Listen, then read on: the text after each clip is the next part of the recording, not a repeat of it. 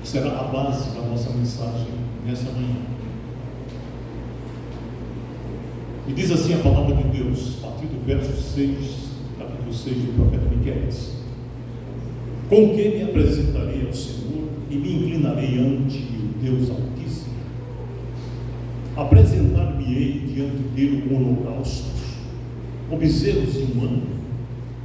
Agradar-se-á o Senhor de milhares de carneiros ou de 10.000 ribeiros de azeite? Darei o meu primogênito pela minha transgressão, o fruto do meu ventre pelo pecado da minha alma? Verso 8: ele te declarou ao homem o que é bom. E o que é que o Senhor pede de ti, senão que pratiques a justiça, ames a misericórdia e andes humildemente com o teu Deus? Que o Senhor aplique no nosso coração a porção livre de sua santa palavra. Amém. Amém. O profeta Miqueias, que foi contemporâneo do profeta Isaías, pronunciou oráculos divinos contra os dois reinos, o reino do norte e o reino do sul.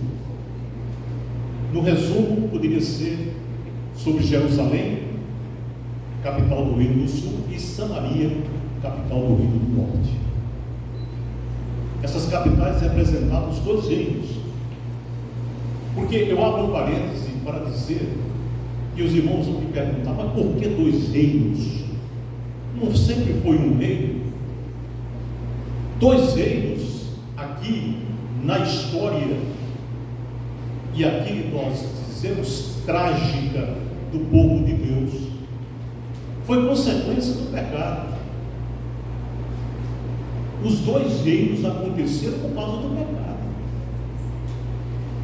E o pecado aqui, vamos voltar para a figura de Davi, que nada obstante ter pecado da forma como pecou, fragorosamente pecou, cometeu um deslize superlativo para o homem segundo o coração de Deus.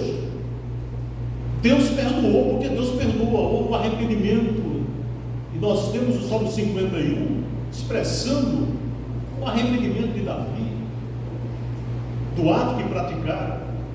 Deus perdoou. Os ossos envelheceram, ele diz, os meus ossos envelhecem pelo meu gemido durante todo o dia, mas Deus perdoou, porque Deus perdoa os nossos pecados. A recomendação aqui para nós é que não devemos pecar, mas se alguém pecar, nós temos na presente situação uma dimensão de vulnerabilidade que nos leva ao pecado. Mas ele disse que o ideal é não pecar. Mas se alguém pecar, nós temos um advogado para com o Pai, Jesus Cristo justo. Ele é a propiciação pelos nossos pecados, não só pelos nossos, mas pelos pecados do mundo inteiro. Então Deus perdoou Davi e fez uma promessa a ele que o reino de Israel não faltaria sucessor. E aí o sucessor de Davi foi Salomão, que, meus irmãos, paradoxalmente era filho de Betseba, com quem Davi pecara. E Salomão, escolhido sucessor, sentou-se no trono muito jovem, foi uma bênção no começo do reinado, pediu a Deus, porque quando eu penso no pedido de Salomão, me dá um calafrio. Deus se apresenta a Salomão e diz: peça o que você quiser e eu vou lhe dar.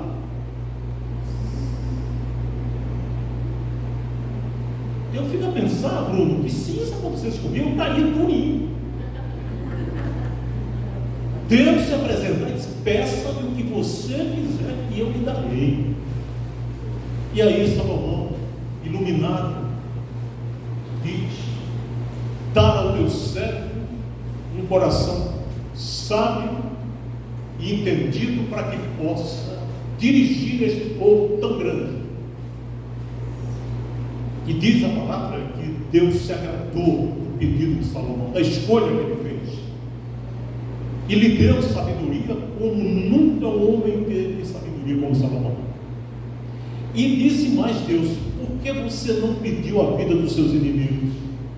Por que você não pediu riqueza? Por que você não pediu fama e pediu sabedoria? Eu vou lhe dar a sabedoria e muito mais, tudo aquilo que você não pediu, porque Deus é assim. A gente pede e Deus sempre concede mais. E assim aconteceu com Salomão. E Salomão foi abençoado no seu reinado, nos julgamentos que fez. A Bíblia revela a questão das mães, as duas mães, tá? A sabedoria que era proverbial. Rainha de Sabá saiu do seu reino e veio visitar Salomão, porque ela disse: eu ouvi muita coisa, mas eu quero ver se isso é verdade. E quando terminou a visita, ela disse: é muito mais do que eu pensava. E Salomão foi uma bênção. E Salomão escreveu os livros que estão praticamente, a maioria dos livros poéticos, livro de Provérbios, o livro de Cantares, Cântico dos Cânticos, o livro do Eclesiastes. No começo, muito consagrado, a descrição do livro de Crônicas da consagração do templo de Jerusalém foi construído por Salomão, que Davi quis construir. Deus disse: você não vai construir, suas mãos estão cheias de sangue. Davi como guerreiro vai construir. Salomão construiu. E a oração que Salomão fez quando foi dedicado o templo terminou com a glória de Deus invadindo a casa, cheia de fumaça, que os sacerdotes não podiam ficar lá. E Salomão, com as mãos erguidas, consagrando o templo. Salomão foi abençoado. Mas vem a vulnerabilidade humana. E Salomão pecou. Salomão desviou-se dos caminhos do Senhor. Paradoxalmente, a toda a sabedoria que Deus lhe concedeu. E meus irmãos, Deus perdoou a Salomão. Perdoou a Salomão, como Deus perdoou a Davi. Só que tem um problema. O perdão de Deus do erro não nos isenta de sofrermos as consequências. Tanto Davi quanto Salomão, nos pecados que cometeram, teve consequência. No caso de Davi, o homem emergiu uma depressão tremenda. As lágrimas molhavam o travesseiro e o problema todo. Mas a família de Davi, os problemas familiares que ele teve, os filhos. Mas no caso de Salomão, o pecado deu como consequência, no final do reinado de Salomão, o reino se dividiu. O reino de Israel se dividiu. 12 tribos constituíam o reino. 10 tribos formaram o reino do sul e 10 tribos formaram o reino do norte e 2 tribos o reino do sul. Samaria, capital do reino do norte, e Jerusalém, capital do reino do sul. Por isso, então, o profeta Miqueias pronunciou aqui, no contexto, voltando aqui para o texto, oráculos contra os dois. Por quê? Porque se desviaram as capitais, tanto Jerusalém quanto Samaria. Na essência do livro do profeta Miqueias está a tensão dinâmica entre a necessidade do juízo divino, através de maldições, em relação ao rompimento da aliança feita com Deus, por parte de Israel. No caso, por parte tanto do reino do norte quanto do reino do sul. Miqueias é o quarto profeta dentre os profetas do 8º século a.C., uma geração após Oséias e o profeta Amós. E ele, como eu disse há pouco, foi contemporâneo do profeta Isaías. Foram-se, então, os dias pacíficos que caracterizariam os reinados de Jeroboão e Uzias, que tinha o profeta Isaías teve o rei Uzias como ídolo, no bom sentido. Mas o que aconteceu com o reino? Destruição, decadência, por conta da idolatria, por conta do pecado. E aí Oséias condena, Isaías condena, Amós condena, e condena porque eles tinham sido infiéis ao pacto com Deus. Meus irmãos, eu abro parênteses para dizer que eu preciso ter muito cuidado, como indivíduos e como igreja, de não sermos infiéis ao pacto. Deus fez um pacto conosco, no nível individual e no nível coletivo. E quando nós somos infiéis ao pacto de Deus, o castigo vem. Porque se condiciona a bênção de Deus à fidelidade. Então, nesse caso aqui, tanto o reino do norte quanto o reino do sul pecaram. E essa teologia dos profetas aliadas aos senhores da terra, essa mistura que aconteceu aqui, inclusive política, deu como consequência litígio de Deus contra Jerusalém, de Deus contra Samaria. E aí, o profeta aqui faz uma pergunta que nós temos que fazer nós mesmos nessa manhã: com que nos apresentaremos diante de Deus? O profeta diz: com que me apresentarei ao Senhor, ou me inclinarei ante Deus Altíssimo? E aí ele diz: me apresentarei com o quê? Com holocausto? Com rituais? Muita gente pensa, ainda hoje, que apenas com religiosidade consegue agradar a Deus. Muita gente pensa que com religiosidade consegue atrair as bênçãos de Deus. E religiosidade é exercício religioso. Vir à igreja pode ser um mero exercício religioso. Porque Deus não olha a aparência, Deus olha a intenção do coração. Então essa pergunta, ela é emblemática: com quem me apresentarei ao Senhor e me inclinarei ante Deus Altíssimo? Muita gente pensa que com religiosidade, cumprindo aquilo que a consciência acusa de não ir à igreja, cumprindo vindo à igreja, resolve. Não resolve, não. Muita gente acha que cumprir rituais, participar dos cultos é suficiente. Não é, não. Deus está olhando o coração, o nosso coração, o meu coração, o coração de cada irmão. Por que isso? Porque, meus irmãos, eu vou afirmar aqui uma coisa muito séria: Deus tem expectativas elevadas a nosso respeito. Você já imaginou? Já imaginou, irmão Júlio? Deus tem expectativa elevada a seu respeito para a sua família. Irmão Lamos, Deus tem expectativas muito elevadas com o irmão Jerusa, Gessonete, os irmãos, irmão Raulino. Deus tem expectativas altas. E nesse texto aqui, Deus instrui o povo através do profeta Miqueias, quando diz: com quem me apresentarei ao Senhor e me inclinarei ante Deus Altíssimo. O sentido etimológico da palavra apresentarei aqui, que vem do grego parastessai, quer dizer expor, quer dizer mostrar, oferecer para ser visto e para ser recebido. Mas outra não é a expressão que nós vamos encontrar em Romanos capítulo 12, verso 1. Vamos abrir ali. Romanos capítulo 12, verso 1. Rogo-vos, pois, irmãos,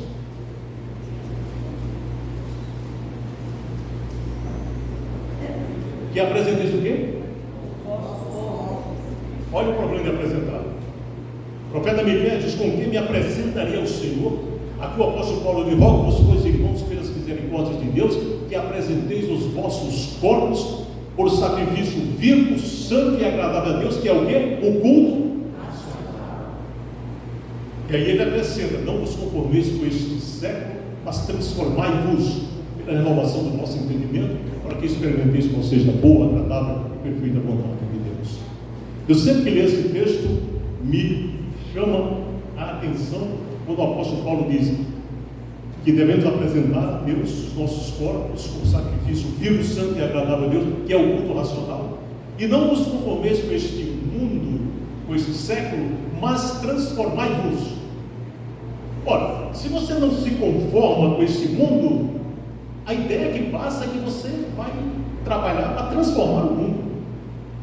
Então o apóstolo Paulo poderia ter dito: não vos conformeis com este mundo, mas transformai-o.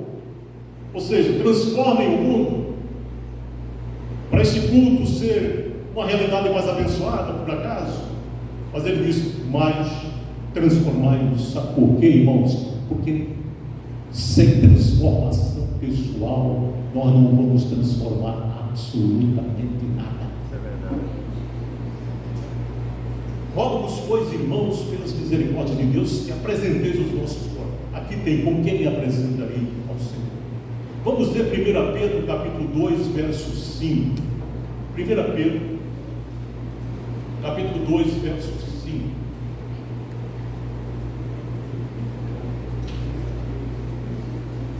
Vós, porém, como pedras vivas, sois edificados casa espiritual e sacerdócio santo, para oferecer sacrifícios espirituais agradáveis a Deus por Jesus Cristo.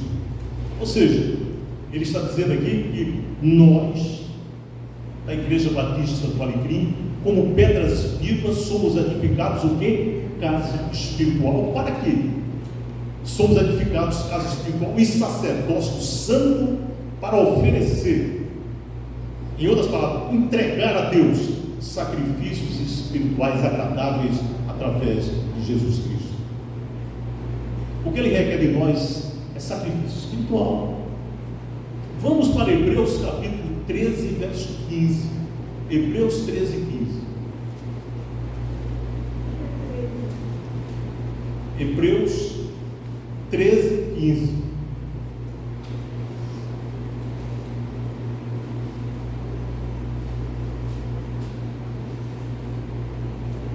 Que coisa linda aqui. Portanto, ofereçamos sempre por Ele, Jesus Cristo, a Deus, sacrifício de louvor. Isto é, o fruto dos lábios que confessam o seu nome. Então, com que me apresentarei ao Senhor e me inclinarei ante Deus Altíssimo? Virei perante Ele com holocaustos, como diz aqui. Que darei, agradar-se ao Senhor de milhares de carneiros, 10.000 ribeiros de azeite, dos rituais do Velho Testamento. Darei o meu primogênito pela minha transgressão e o fruto do meu ventre pelo pecado de minha alma. Esses sacrifícios aqui não têm lugar hoje, mas nós temos que entender que os sacrifícios que temos que fazer, e isso se nos impõe, é sacrifício de louvor, e o sacrifício de louvor que a Igreja Batista do Alecrim tem que prestar ao Senhor é o fruto dos lábios que confessam o nome maravilhoso do Senhor Jesus. Como diz aqui o escritor aos Hebreus. E aí o profeta vai além e diz: Ele que declarou ao homem o que é bom. E o que é que o Senhor pede de ti, senão que pratiques a justiça, ames a misericórdia, uma versão diz benignidade, e andes humildemente com o teu Deus. Então nós temos que fazer a seguinte relação: com que me apresentaria o Senhor? Com sacrifício de louvor. É o que estamos fazendo agora. Mas além disso, sabendo que Ele declarou para nós o que é bom, já nos concedeu a salvação, a preservação da vida, da saúde. Muitos gostariam, desejariam estar aqui nesta manhã, não estão porque estão enfermos. Com quem me apresentaria ao Senhor, me inclinaria no Deus Altíssimo? Ele nos declarou o que é bom. E o que é que Ele pede de nós? Primeiro, praticar a justiça.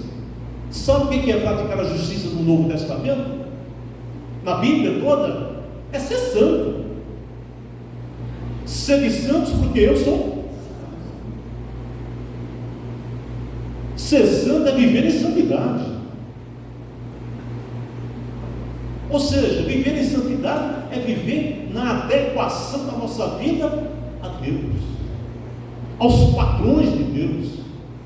Por isso o apóstolo Paulo: não vos conformeis com este mundo, mas transformai-vos pela renovação da mente, porque aí nós vamos experimentar a vontade de Deus, boa, perfeita e agradável. Meus amados irmãos, primeira coisa, depois de reconhecer que Ele nos concedeu o que é bom, é praticar a justiça. Deus quer que sejamos autênticos. Deus não quer que sejamos apenas religiosos ou superficiais. Deus não quer que não tenhamos testemunho. O fariseu não tem um testemunho, chamava atenção para si. Deus não nos quer preocupados com rituais, como eles, os fariseus, o eram, preocupados com rituais, mas com comportamentos de pecado, cheios de comportamentos pecaminosos. O crente tem que abominar o pecado. O crente verdadeiro é aquele que tem luta diária contra o pecado. O crente verdadeiro é aquele que toma cada dia a cruz e segue a Jesus Cristo. Se queremos agradar a Deus, temos que viver uma vida santa, praticando a justiça. Vamos abrir em Mateus capítulo 23. Mateus 23, 27 e 28. Olha que palavra de Jesus Cristo para nós. Ai de vós, escribas e fariseus hipócritas, pois que sois semelhantes aos sepulcros caiados, que por fora realmente parecem formosos, mas interiormente estão cheios de ossos de mortos e de toda a imundícia. Assim também vós exteriormente pareceis justos aos homens, mas interiormente estáis cheios de hipocrisia e de iniquidade. Essa palavra vai ser complementada com Hebreus capítulo 12, 14. Vamos lá, Hebreus 12, 14.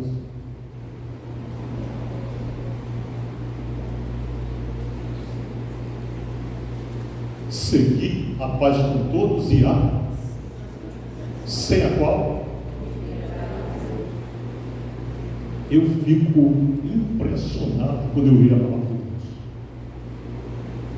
porque a palavra de Deus não é apenas lida por nós, ela nos lê, e diante da palavra do Senhor não podemos, meus amados irmãos, sermos hipócritas. Nós temos que entender que ela nos desnuda e nos apresenta diante de Deus como nós realmente somos, não como os outros imaginam que nós somos. Seguir a paz com todos e a santificação, sem a qual ninguém verá o Senhor. O que é que o Senhor pede de nós? Que pratiquemos a justiça. Mas há um segundo: amando a misericórdia ou a beneficência, como tem algumas traduções. Aqui é um serviço, o sentido de abençoar os outros de maneira prática. Hoje à noite, durante o dia, nós estamos aqui reunindo as doações, não é? O irmão me advertiu para falar, as doações para nós, não, para as pessoas necessitadas. Então, praticar a justiça, amar a misericórdia, ou seja, é o serviço cristão, abençoar os outros de maneira prática. Podemos fazer esta bênção através de oração, do evangelismo, da consolidação do discipulado, mas podemos minorar os problemas do corpo, da fome, da miséria. Amar a beneficência ou a misericórdia é fazer tudo com paixão. Nós não podemos amar a Deus e odiar os outros. Imagina, o apóstolo João, capítulo 4, 1 Epístola 4, 20, se você diz que ama a Deus e odeia o irmão, você é o que? Mentiroso. Por quê? Porque se você não ama o irmão que você está vendo, como é que você pode amar a Deus que você não vê? Então amar a misericórdia é beneficência. Quando Deus salva, Ele não salva a sua alma, Ele salva a vida. E a vida é corpo, alma e espírito. Essa questão de espiritualizar as coisas, não pode ir. A pessoa está com fome, aceitou a Cristo, mas aí tem que dar um almoço para ele também, e não despediram como os discípulos fizeram com a multidão, queriam fazer com a multidão. Praticar a justiça, amar a misericórdia, com a beneficência. E o terceiro ponto, aqui que o profeta Miqueias fala, é andar humildemente com Deus. Relacionamento com Deus. Sabe o que é andar humildemente com Deus? Ter relacionamento íntimo com Deus. Muita gente não sabe o que é isso.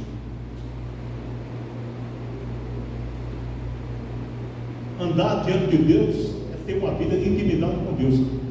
Eu me lembro que quando o Senhor chegou para Abraão, disse para ele: anda na minha presença e ser o quê? Perfeito. Anda na minha presença e ser perfeito. Cristo encerrou o sermão do monte, Mateus 5,48, dizendo: sede vós o quê? Perfeitos, como perfeito é o vosso Pai que está no céu. Andar humildemente com Deus é ter relacionamento com Ele, intimidade com Ele. A religião nos faz escravos. Deus nos quer como filhos. A condição para isso é que tenhamos um coração quebrantado e humilde e aceitemos a palavra do Senhor, que deve ser lâmpada dos nossos pés e luz do nosso caminho. Amém. Nós não conseguiremos agradar a Deus sem investir na prática da oração, da meditação da palavra e da adoração genuína. Nós temos que chegar a entender como o salmista entendeu quando perguntou: quem subirá ao monte do Senhor, ou quem estará no seu lugar santo? O monte do Senhor é monte da adoração. Quem subirá ao monte do Senhor e quem estará no seu lugar santo? Salmo 15. A resposta é: aquele que é limpo de mãos e puro de coração.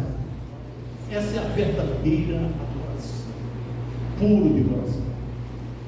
Meus irmãos, vida cristã é desafio. Praticar a justiça em meio de uma sociedade que decreta leis injustas e decretos opressores é desafio. Nós somos encaminhados como cordeiros no meio de lobos, com uma diferença: o Senhor está ao nosso lado. Vida de justiça é impossível sem Deus.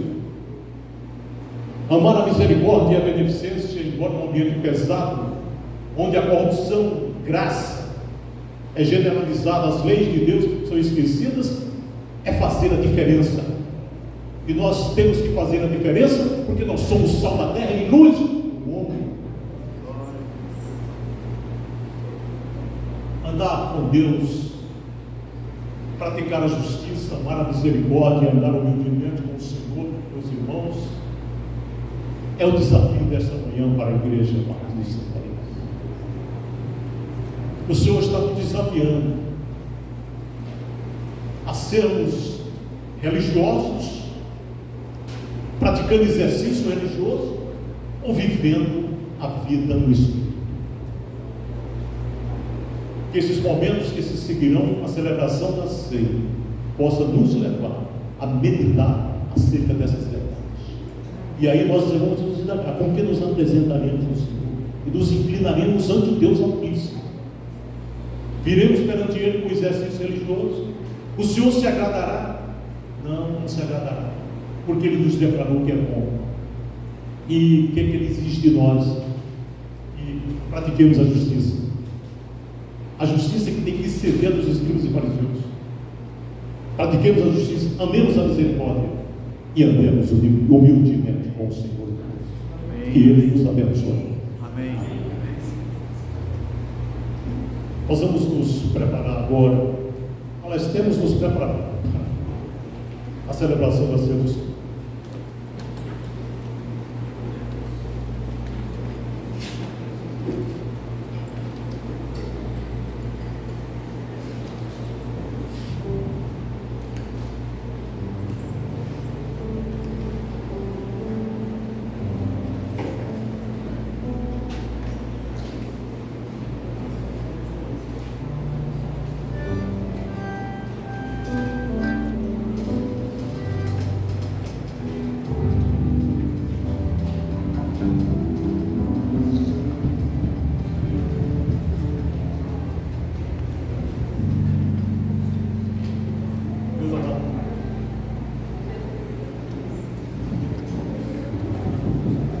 Amados irmãos, nós vamos pedir aos diáconos que vão nos ajudar aqui a cerca aqui da mesa, e eu vou só reforçar que esse momento não deve ser visto apenas como um exercício religioso, litúrgico. Esse momento é um momento de reflexão profunda do significado desta mesa. Essa mesa é a mesa do Senhor. O que nós temos aqui é a rememoração do sacrifício de Cristo, porque nós entendemos que é um memorial que relembra o sacrifício de Cristo na cruz do Calvário em meu lugar, em nosso lugar. Então, à luz da mensagem do profeta Miqueias, com que nos apresentaremos diante da mesa do Senhor, pelo menos temos que sair com a convicção de que nós temos que praticar a justiça, amar a misericórdia e andar humildemente com Deus. É o mínimo que temos que fazer na condição de salvos que somos. Eu peço que tire aqui, por favor.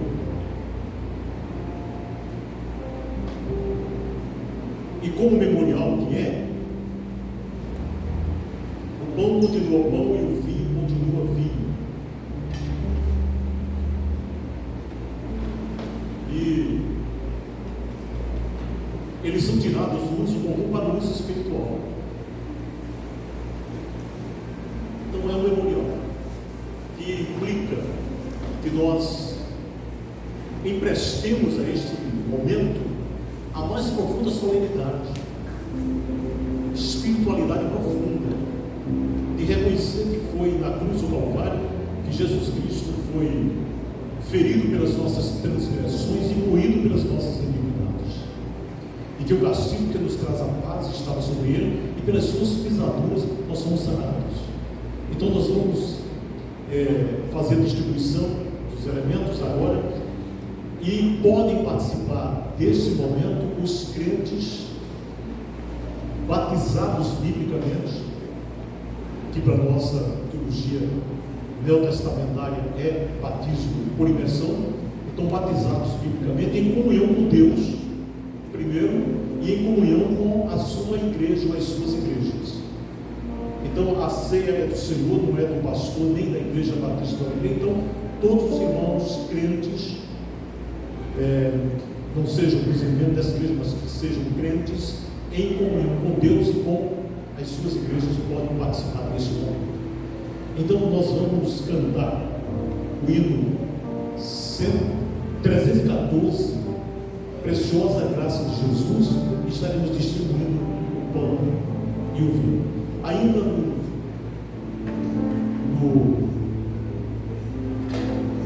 na esteira da pandemia, eu estou querendo que a Organização Mundial da Saúde declare logo que está tudo resolvido para a gente voltar ao sistema antigo. Então ainda pão e vinho são entregues à mesma hora, e teremos então não aquele ritual antigo que nós tínhamos. Então vamos fazer a distribuição, cantar o hino, e eu peço que os irmãos que estão crentes, batizados, podem participar deste momento. Cantemos o hino 314.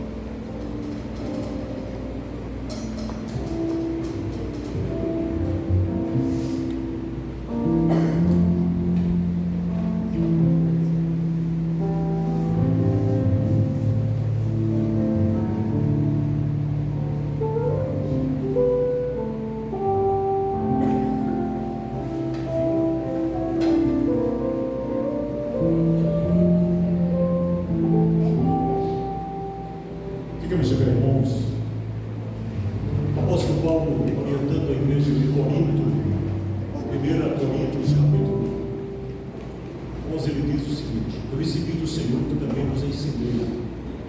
Que o Senhor Jesus, na noite em que foi traído, tomando o pão e tendo dado graças, partiu e disse: tomai e comei, isso é o meu corpo, que é dado por vós. Fazer isto em memória de mim. Por semelhante modo, depois de haver ceado, tomou o cálice, dizendo: este cálice é o Novo Testamento do meu sangue. Fazer isto em memória de mim. E ele recomenda que nós temos que, ao fazer isso, examinarmos a nós mesmos. Ele diz: examine-se, pois, o homem a si mesmo, e então coma deste pão e beba deste cálice. Porque o que come e bebe indignamente, come e bebe para a sua própria condenação, não discernindo o corpo do Senhor. Então esse é um momento muito solene, e nós iremos então participar neste momento. Ele diz que tomou o pão, tendo dado graças. Vamos dar graças ao Senhor pelo pão, lembrando sempre o sacrifício de Cristo, o pão representando o seu corpo pregado na cruz do Calvário e o seu sangue vertido em nosso lugar. Eu vou pedir ao irmão Gutenberg que agradeça a Deus o pão neste momento. Agradecemos ao Pai por esta oportunidade, Senhor,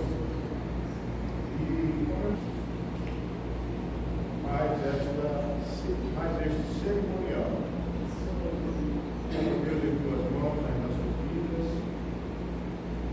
perdoa os nossos pecados, Pai, e esta igreja, em nome de Jesus, eu peço por sempre. Amém. Amém. Tomou o pão, tendo dado graça, comei, esse é meu corpo que é partido por vós, dado por vós. Fazer isto em memória de mim. Comamos todos do pão.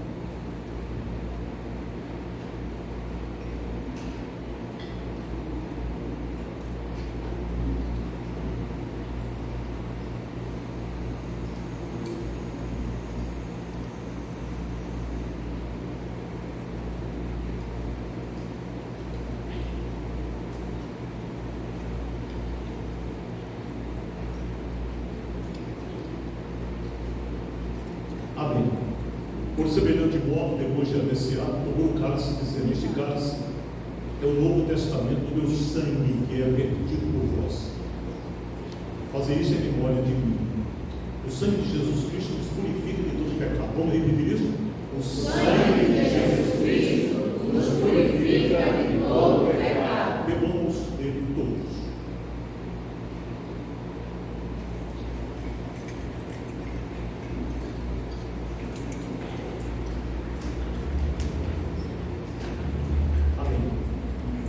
Diz a palavra, relata o Evangelho, que depois da ceia, Jesus Cristo cantou um hino com os discípulos e saiu para o Monte das Oliveiras.